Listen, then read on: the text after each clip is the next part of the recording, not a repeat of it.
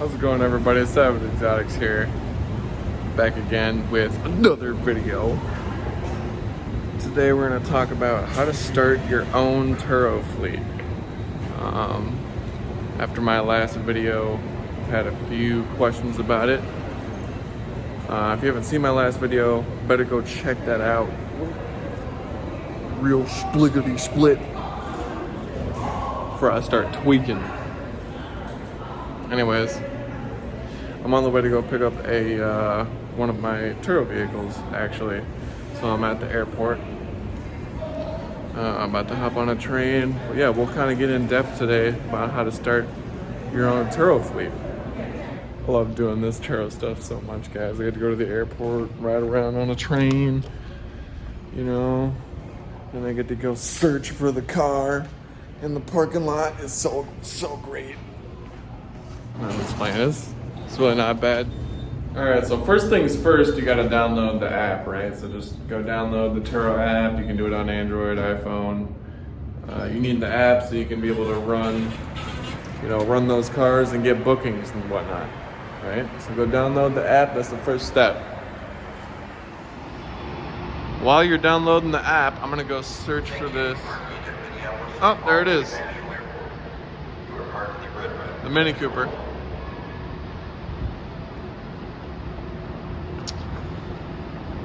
So basically, the guest left it here a little bit early. So what I'm gonna do is I'm gonna take some pictures of the gas, the odometer, and do a very thorough walk around, make sure there's no damage, and close out the trip. Then we're gonna bring her home, detail it, make sure it looks good for the next guest, and send it back out. So step number 2 is gonna be to do your research. Do your research, Joe! Tell these people to do their research before they start Turo. It's worth it. You don't want to fuck it up. Like, okay, so I started with 1 in February, and we were at 10. Now we're down to 8 because of some situations this past week or two. But one of them being that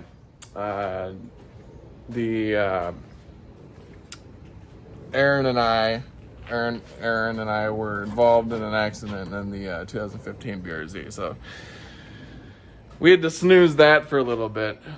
But yeah, step number 2 is definitely do your research in the manner of know how much your car's supposed to be listed for every day. Make sure you're not charging $300 a day for your mom's '97 Corolla, because I don't think Joe's gonna book your mom's '97 Corolla for. I'm not gonna book it. So not a chance. This one gets booked for $120 a day, easy. Sometimes maybe a little bit less, sometimes maybe a little bit more. So make sure you're doing your research and knowing how much your car per mile you should be making. That's how you should break it down, is how much you're making per mile on average. So do your research, know how much to list your vehicle for. And make sure you're doing your research on all the policy and terms as well. With Turo, make sure you read up on all of those. Spend some time just looking into all of that stuff, like damage claim policies and stuff like that. And also maybe check out other videos too on other people who do, who host vehicles on Turo, and see kind of what they say. Get a different opinion, because this is really just kind of opinion based. Mostly factual, but some opinion based things on how to start your Turo. There's many different ways to go about it. So definitely make sure you do your research and know what you're getting into before you get into it. So the next step, of course, is going to be to list your vehicle, right? So you're going to need to get some photos of your vehicle, preferably something with a nice background, maybe something with the city or the woods, something with just a pretty background, so that I'd probably get maybe some professional photos taken. Just it helps book a little bit more, helps it look a little bit more professional, helps make it look a little bit more clean, and it just just helps, having professional photos and nice photos of your vehicle. So you'll need photos of your vehicle. You'll need it can't have a salvage title, and you need to pay all applicable fees like your tax, title, licensing, all that stuff, tabs.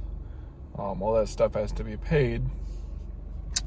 So basically, you'll just go onto the app and you'll click list a vehicle as a host, and it'll bring you through a process of things. It takes about 5, maybe 10 minutes to list a vehicle, and you'll basically just go from there and go by step, the photos and a short description of the vehicle, and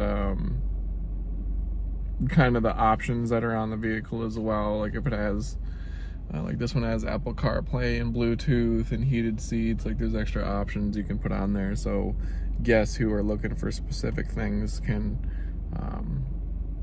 end up with your vehicle in the search results. So that would be definitely the third step, is listing your vehicle.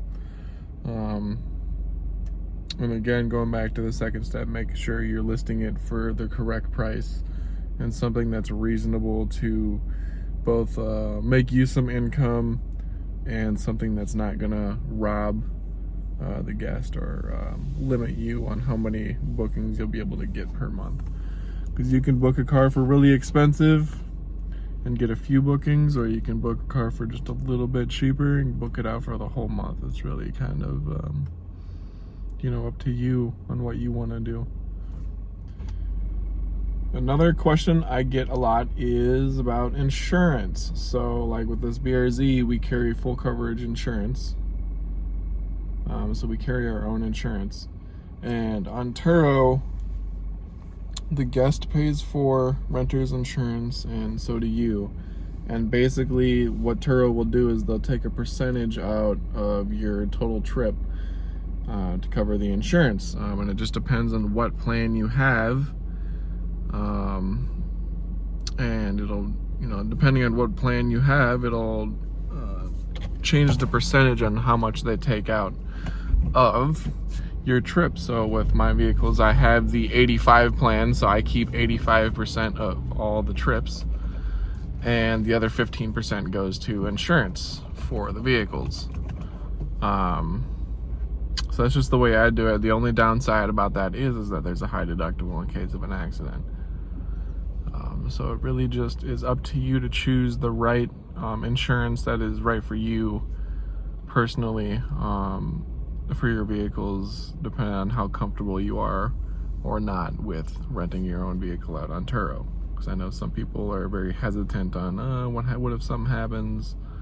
So having a lower deductible at a higher cost to you might be the option for you guys. Just depends on what kind of an individual you are and how much risk you're willing to put into it.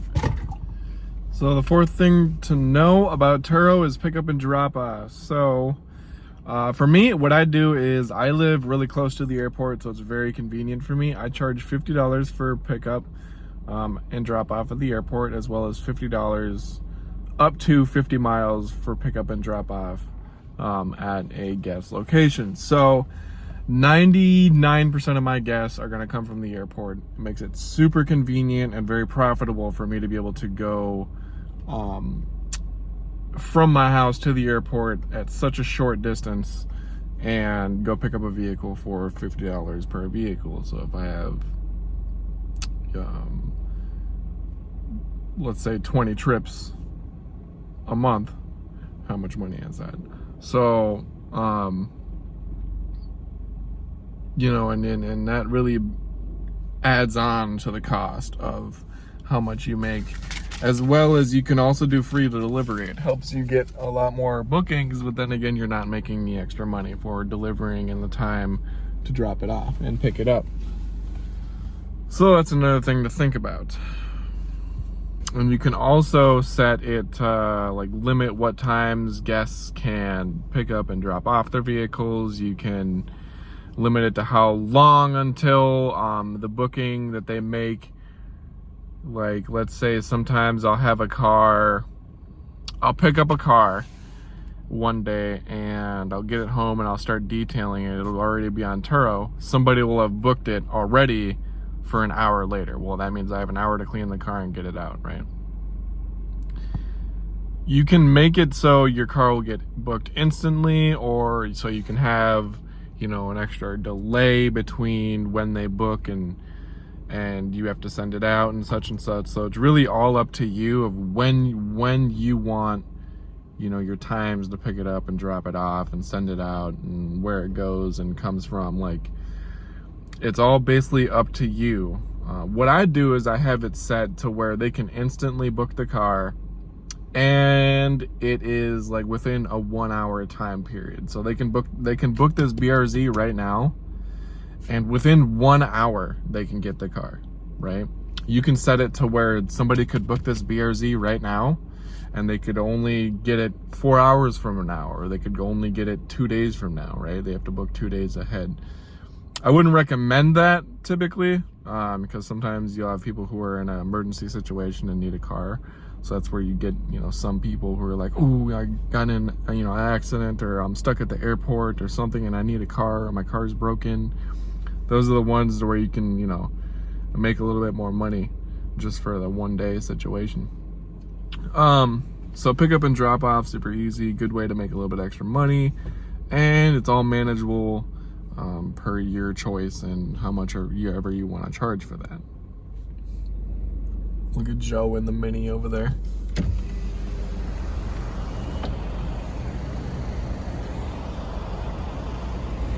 Oh yeah?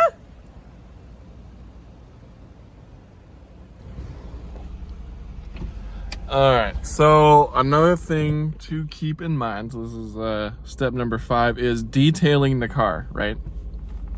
So you want to make sure you disinfect all the hot spots, so like the screens, the steering wheel, you know, the shift knob, anywhere that, you know, the door, anywhere that's really, you know, touched the most in the vehicle. You're going to want to make sure you disinfect those. Make sure you clean the glass, make sure there's no bugs in the front of the vehicle. I wash vehicles and clean them out before every single trip, so I do a process of, right now we are at the washing the vehicles. That Mini has to go out in like an hour, so we're getting that washed, getting that detailed. This one has to go out tomorrow, so just getting this ready, gonna leave it in the garage. So constantly detailing cars, getting them in and out, making sure that they're clean.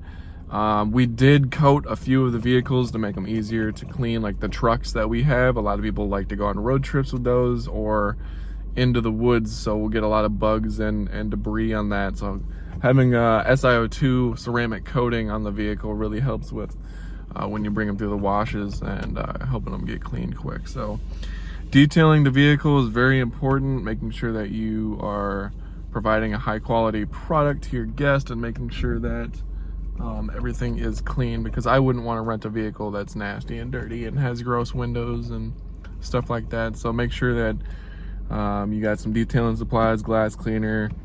I would definitely recommend getting some interior cleaners, some tire shine, some quick detailer to get the door jabs in the front, and as well as some upholstery cleaner just to get some carpet and you know, maybe some light stains out from the seats, depending on what seats you have, as well as conditioner for leather, and basically just your main supplies that you would use to detail your own vehicle. But make sure you do it every single trip and making sure that it's a process. And it also helps that when you are cleaning it out every single trip, helps keep it cleaner, and you can keep track of those guests that do leave it dirty. You can get reimbursed $150 for a guest that leaves the car in bad shape. So I've had a few of those. Nothing too terrible, but definitely another good money maker if you know how to detail your own car and you have a dirty guest. It's a good way to make some money. So the next thing I want to talk about briefly is damage claims. I've had some questions of like, have you had anybody damage your vehicle? No. And I hope that we can keep it that way for as long as possible. So damage claims, I haven't really been through that situation yet. Again, like, I hope that I don't really have to. I assume that it's the same as, you know, claiming any other accident on your insurance. Just pay the deductible, get the repairs done, and send the car back out. So damage claims, I would assume, you know, Turo does pretty good with it. Seeing as other companies still up, and you know, you don't really hear very much about Turo not paying out damage claims. So it's not really something to worry about. If you're very concerned about somebody driving your car and crashing it, yeah, it's probably not the thing for you. It's always something that you want to keep in the back of your head, but it's not something that you want to torture yourself about. So damage claims, you know, Turo will take care of you. The insurance will take care of you. There's not very much to worry about. But again, use your own discretion when choosing the right insurance or just deciding to rent out your vehicle in general. And lastly, I kind of want to just go briefly over just my bad experiences. Just really the only bad experiences I've had, I wouldn't really call them bad, is when one of them, we had a guest run over a nail, complete accident. We just replaced the tire because we have warranties on all the tires. Very smart thing to have when you're renting out your vehicles. What was another one? Another one was, we've actually had this happen twice, to where guests just did not want to return the car on time, and there was no way to extend the trip, so they just decided to keep the car, resulting in a cancellation. That's happened to me twice. It's very stressful when that happens, because, you know, the next guest is kind of stuck, like, hey, you know, when am I getting my car? It's like, well, you know, I don't have a vehicle. You know, my last guest won't return it. So, I mean, that's really just the bad experiences that I've had. Really, that's about to the limit, and I'm at, you know, 110 trips now. So, you know, that's the worst things that you got to deal with. Then, you know, what's holding you back from renting cars on Turo, you know? So if you guys have any other questions, let me know. I think I'm going to end it on this today. There's definitely a lot more to discuss and talk about, and a lot more that I feel like I could bring to the table and teach you guys about. I just don't know how interested you guys are in this, and I know there's a few people who've asked questions, and definitely check out my last video and see what kind of vehicles we got in the fleet. Those were not all the vehicles, like we didn't have the Mini Cooper there. But yeah, if this was a good video, if it was helpful, informative to you, let me know. Definitely leave a comment down below. Don't forget to share this to a friend or a family member, because, you know, if they got a car just sitting around, or if you guys, you know, rent a Turo car, or if you guys have heard about it before, it's a really good thing to get into if you can, you know, if you're the right person for it. So again, thank you for tuning in. You guys really mean a lot to me. I'm at my 3,050 subscribers now, so that's been pretty amazing. You know, evolving from you know, GoPro and crappy videos to something at least a little bit more quality. Stay tuned for more videos. Let me know if you got any more questions. As of now, we got to go finish up getting all these vehicles out and detailed. Till next time, see you later, everybody. Peace.